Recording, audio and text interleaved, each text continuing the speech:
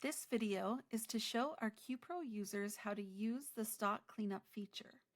The stock cleanup button is located in the materials screen. Under the stock tab, look for the stock cleanup button at the top of the window. This feature helps you maintain an accurate inventory by automatically moving depleted materials from stock to gone status. Since materials don't automatically move when running low or depleted, running this tool once or twice a month is highly recommended. Let me walk you through how this works. First, click on the Stock Cleanup button. A window will open where you'll enter your quantity threshold and select a unit of measurement.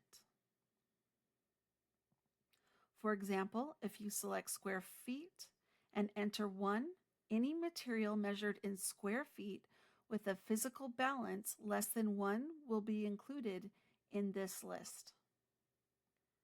Next, you'll click Generate Checklist. QPro will return all materials with that unit of measurement under the threshold quantity. You can decide which materials to include by leaving it checked or exclude by unchecking. All materials are checked by default. Remember, for materials to be moved to a gone status, they must have a balance below your threshold and all cell lines must be job costed. You'll need to run this tool separately for each unit type or for each unit measurement. One important note, this process affects all locations, not just your currently selected one. And it will create accounting entries for any physical balances being moved to gone. At this point, you can either cancel if you don't want to proceed, or you will click Move to Gone to move forward with the tool. You will see that you'll get a message that the items selected have been moved to gone status.